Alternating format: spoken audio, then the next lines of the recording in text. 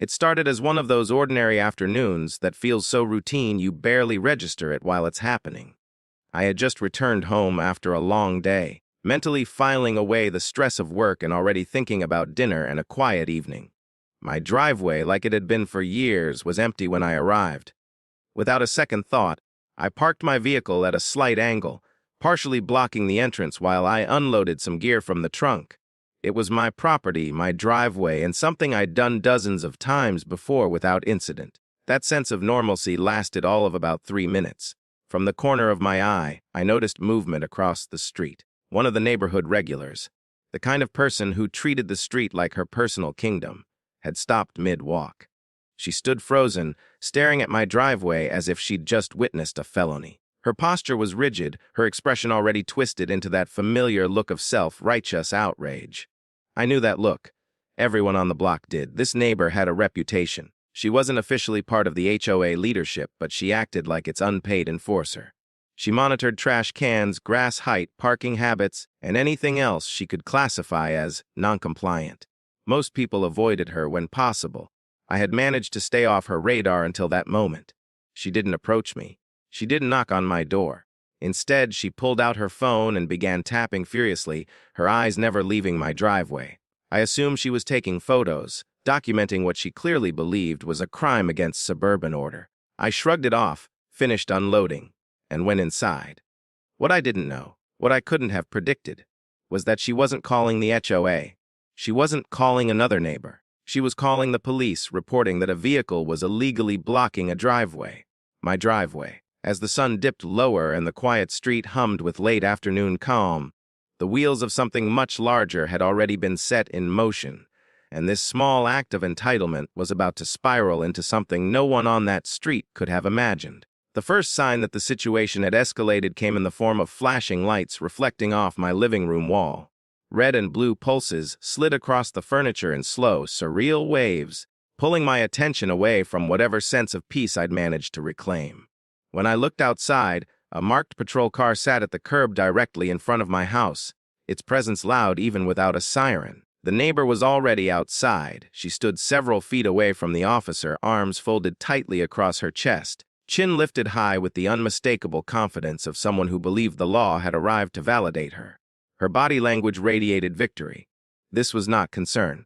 This was performance. The officer approached my driveway, taking in the scene with a neutral expression. My vehicle sat exactly where I had left it, partially blocking the driveway entrance, entirely on my property. There was no traffic obstruction, no emergency access issue, no danger to anyone except apparently the neighbor's sense of control. I stepped outside, calm but curious, watching as the officer assessed the situation. The neighbor hovered close, gesturing animatedly toward my car, her outrage clearly spilling over into exaggerated motions. She had called in a report, and she expected results. What she didn't expect was hesitation. The officer paused, glanced at the curb, then at the house, then back at the driveway. The logic of the complaint unraveled quickly. There was no violation to point to, no ordinance being broken. Blocking one's own driveway wasn't illegal. It was mundane, common, boring. That realization didn't sit well with the neighbor. Her posture stiffened further, her gestures sharper, more insistent. She wasn't backing down. Instead, she doubled down, pressing the idea that rules were rules and someone needed to be held accountable. It was clear she believed persistence would manufacture authority where none existed. As the officer turned their attention fully toward her, the power dynamic subtly shifted. What had started as her moment of triumph was beginning to fracture, and the cracks were only getting wider. The neighbor's confidence began to erode the moment the officer stopped engaging with her theatrics.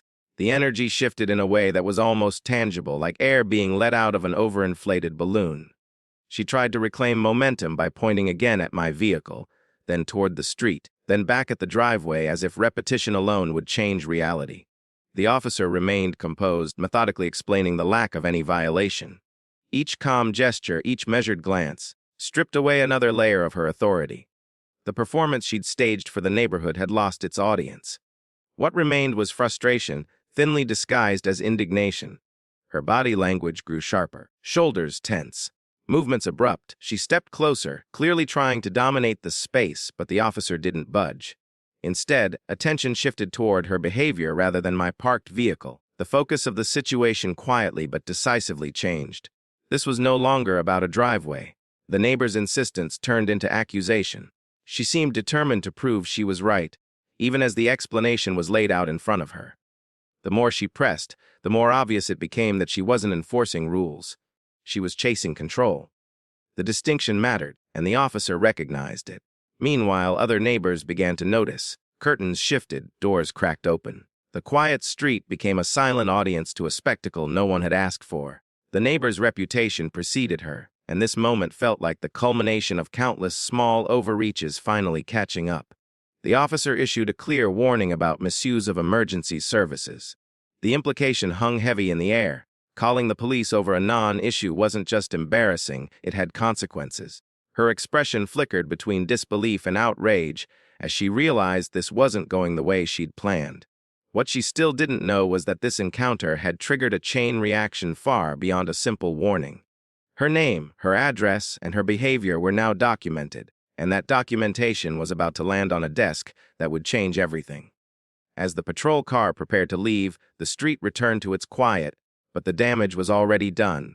The real fallout was only just beginning. By the time the patrol car disappeared down the street, the neighbor's posture had changed completely.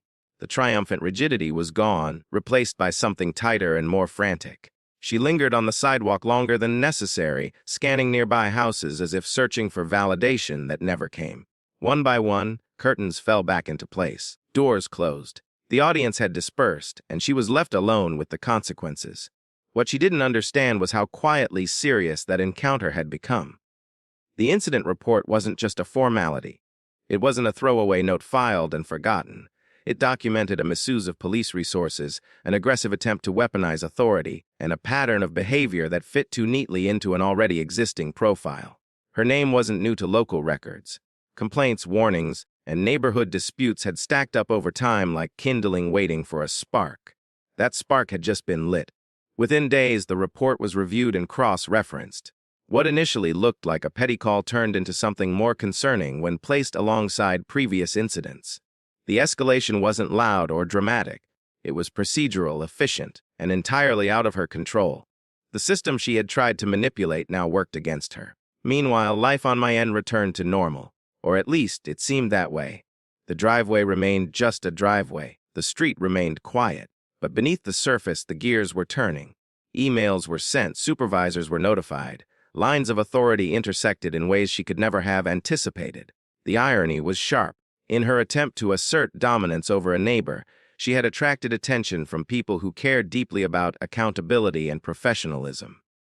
People who didn't tolerate abuse of power, no matter how small or suburban it appeared. The letter arrived unceremoniously. No dramatic delivery, no raised voices, just an official summons heavy with implication. She was ordered to appear at a command office to explain her actions. For the first time, the rules she loved so much were about to be applied to her. And this time, there would be no sidewalk performance to hide behind. The moment the summons became real, the balance of power shifted completely. This was no longer a neighborhood dispute she could posture her way through. The paper trail had caught up to her, and for the first time, the systems she trusted to validate her behavior were demanding explanations instead of obedience. The notice itself was blunt and impersonal. It outlined the incident, referenced the police report, and cited prior documented interactions tied to her name and address. What stood out most was the tone, calm, procedural, and final. There was no accusation wrapped in emotion, no room for argument. It simply stated that her presence was required at a command office to address a pattern of misuse. That word, pattern, was impossible to ignore. In the days that followed, her carefully maintained persona unraveled. The woman who once scanned the street for violations now avoided the sidewalk entirely. She no longer lingered near driveways or watched from behind her phone. Her blinds stayed closed. Her movements were hurried, deliberate, and noticeably restrained. The neighborhood noticed the silence. It wasn't celebrated openly, but it was felt. Conversations became lighter. People parked without glancing over their shoulders. The tension she had normalized was gone, replaced by an unspoken understanding that something decisive had happened. Inside her home, the weight of the summons loomed larger with each passing day. This wasn't an HOA meeting she could dominate or a neighbor she could intimidate. The command office represented a level of authority that didn't care about her intentions, only her actions and their impact. She rehearsed explanations in her head, reframing the incident as concern, then safety, then misunderstanding. None of it held together for long. The facts were fixed, and no amount of narrative could change what had been documented. As the appointment date approached, one truth became unavoidable. She wasn't going to that office to complain. She was going there to answer. The command office was everything she wasn't prepared for. Quiet, controlled, uninterested in emotion. The atmosphere stripped away any sense of performative authority the moment she stepped inside. There were no neighbors to impress, no audience to sway, and no room for theatrics. Only documented facts laid out in a precise, chronological order. Her call about the driveway was reviewed in detail. The officer's notes were clear, neutral, and unflattering.